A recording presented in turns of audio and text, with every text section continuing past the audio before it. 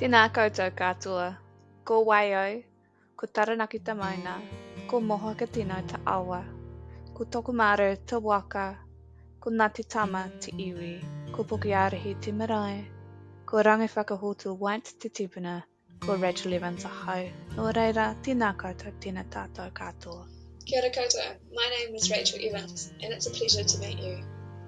I began this video with a short mihi to place where my whakapapa Māori, my Māori genealogy comes from.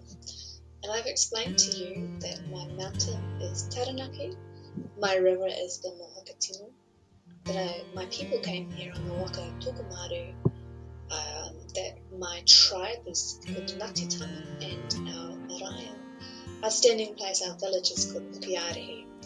I've just identified that I'm a descendant of a man called Ranga Whakahotu, who was a man of immense mana and was known as a pariaka protester.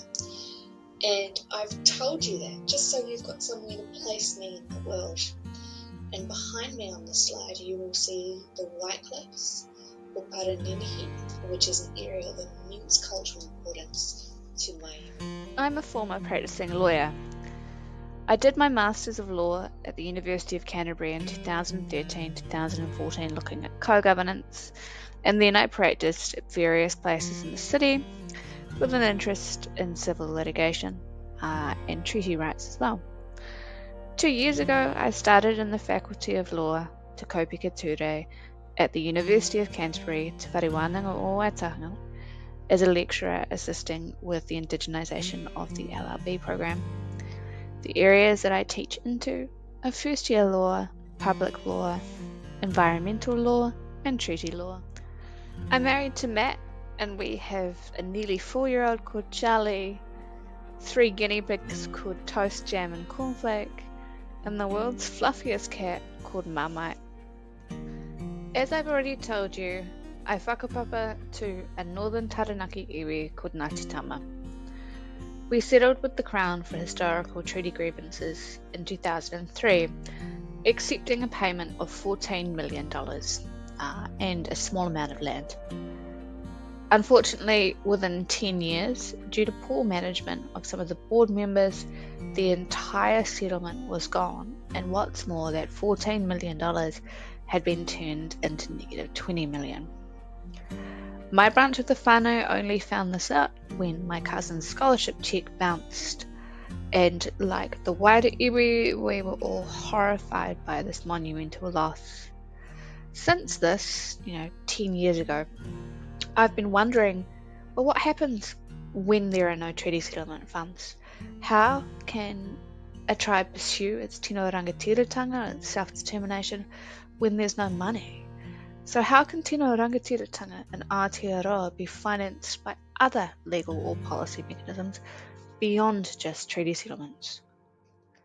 The preliminary title of my PhD is How Can Indigenous Self-Determination in Aotearoa, New Zealand be financed by legal or policy mechanisms? And this would be a comparative study. So what's the problem? Well, prior to colonisation in this country, iwi, or tribes, and hapu, subtribes, lived in accordance with their own tikanga and kawa, their rules and laws, undertaking their own economic activity and controlling their own destiny in line with their tino rangatiratanga or self-determination. There was plenty of economic activity that was happening in this country prior to the signing of Te Tiriti o Waitangi, whaling, sealing, trading, pounamu trading, all of those things. Now this was to change forever with the signing of Te Tiriti in 1840, because with that came a swarm of European settlers and European institutions like capitalism and the Western legal system. And the Western legal system was very efficient in gutting Māori of their lands and resources. So within 180 or so years, Māori were rendered effectively landless with very little economic control of their own destinies, very little control of their tino rangatiratanga or self-determination, and affected negatively by statistics for health and poverty. Te Tiriti or Waitangi settlements, while returning some cash, land and other assets to tribes, have not fixed the problem of Māori inequality. This is supported by some pretty solid research. So in 2017, Ngāi think tank Te Konotaraki undertook an investigation into income equity for Māori. And this research showed that in 2017, the income gap between Māori and non-Māori was around $2.6 billion a year.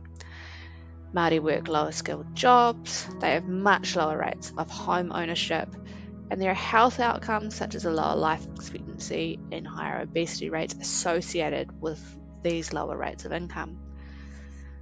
Now, shockingly, Te Konotaraki predicts that if nothing is done about this, if we don't look at what our law and policy is doing to assist Māori, then by 2040 this income gap will have increased to $4.3 billion, and also around half of all Māori workers will be vulnerable to replacement by automation.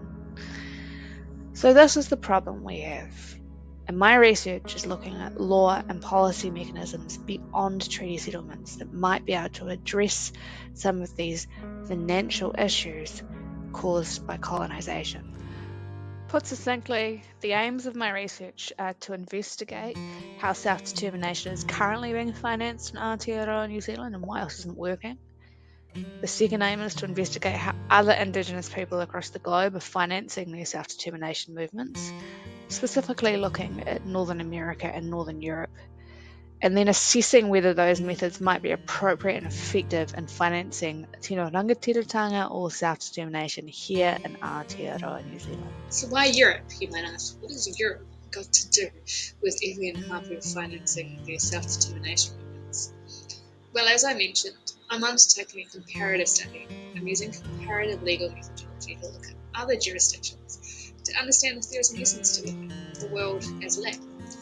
I'm particularly interested in what the Sami people are doing in Northern Europe, their exclusive economic rights in relation to reindeer herding, and also some of the land rights that they've got up in Norway, Finland, and Denmark. I'm also really interested in the independence movement, Greenland moving away from Denmark, and how that's benefited their Indigenous people up there. So there's some lessons for me to learn about Northern Europe, and I'll be using Northern Europe as one of my case studies, and I will be comparing Northern Europe with Northern America, specifically Canada, to understand what we can learn to apply back in Aotearoa, New Zealand. So that's a little bit about me, a little bit about my research, and a little bit about how it's connected to Europe. Can't wait to see you all in Taiwan. Mā te wā.